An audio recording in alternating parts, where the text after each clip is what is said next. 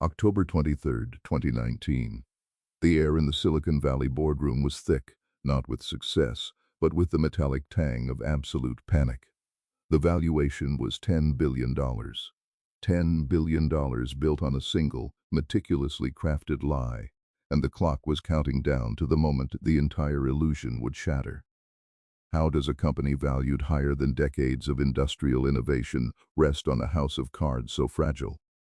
The question hung there, unspoken, until the moment the lead investor leaned forward, his face illuminated by the glow of a damning internal memo, and whispered a single word that changed everything: fabricated.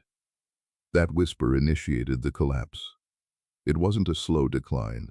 It was an immediate, violent implosion, a financial black hole sucking in fortunes, careers, and the very concept of trust in the digital age. We need to rewind, not days, but years, to understand the precise moment the foundation cracked. This is the story of the seed funding secret, the venture capital investment built on lies, and the quiet man who engineered the greatest digital deception of the decade. The first deception wasn't about revenue or market share. It was about temperature. A specific, critical metric that promised revolutionary health monitoring. It was 2015. The initial pitch deck, the blueprint for the empire, was circulating among boutique seed investors. They saw a sleek interface, a compelling narrative about predictive health analytics, and a founder who spoke with the hypnotic certainty of a prophet. The data looked impeccable, consistent, scalable, and statistically beautiful. Too beautiful, perhaps. The seed round closed at $20 million. The investors weren't buying a product. They were buying the promise embedded in those glowing charts. That promise relied entirely on the accuracy of the core sensor technology. The technology they were assured could read subtle biometrics from ambient room conditions, requiring no direct skin contact. A miracle of engineering, or so the narrative went. The first major hurdle arrived 6 months in the Cimbrinary in the House Merzio, and the visible Maha validate the Maha. The first major hurdle arrived 6 months in the Burns, the initial external audit. The firm hired to validate the core claims was a respected mid-tier consultancy. They weren't looking for fraud. They were looking for compliance and baseline functionality. The pressure was immense. The founder, the architect of the vision, retreated into the server room, a place where the ambient hum of machinery drowned out the nagging voices of doubt. The audit report landed on the desk of the primary seed investor. It contained a single, flagged anomaly. The energy consumption signature of the primary device didn't match the claimed output from the sensor array. It was a minor technical footnote, easily explainable, or so the founder argued in an emergency video call where his image flickered slightly, adding a layer of digital anxiety to the conversation. He explained it as a known power optimization glitch, easily patched in the next firmware update. The investor, eager to see unicorn status achieved, accepted the explanation. This was the first time the lie was given permission to breathe. Then came the expansion. Series A funding sought $100 million. The valuation skyrocketed based on projected growth models that were, retrospectively, pure fantasy draped over real-world numbers.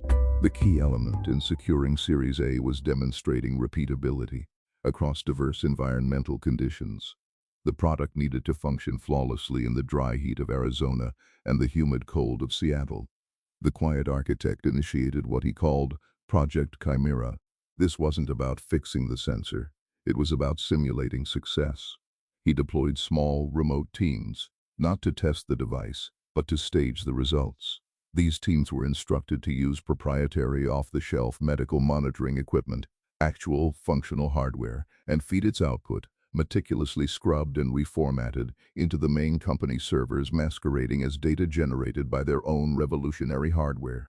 The system was designed to accept external inputs if the internal sensor readings fell outside a predetermined acceptable variance range. It was a sophisticated digital decoy. Imagine the scene. A cramped apartment in the Pacific Northwest. A young technician, hired under the guise of data verification, sits hunched over a bank of monitors. He's not analyzing breakthrough data. He's comparing the color palette of the generated waveform against a printout of the original 2015 pitch deck. If the blue line was too jagged, he nudged the input parameters until the resulting graph matched the aesthetic of success. The constant underlying noise in that room was the subtle rhythmic hum of a machine working overtime, not processing data but processing deception. The Series A closed successfully. The deception had scaled. Now the company had the capital to build the infrastructure to support the lie, which ironically made the lie harder to detect because the infrastructure looked legitimate. They hired hundreds of engineers, all working diligently on features that were superfluous to the core, broken technology. They were building the ornate cathedral around the rotten foundation stone. The central knowledge gap begins to form here. If the core technology never worked, how did they manage to fool the technical due diligence teams during the Series A? The answer is context. Venture capital, at that level, often prioritizes speed and narrative momentum over granular engineering scrutiny.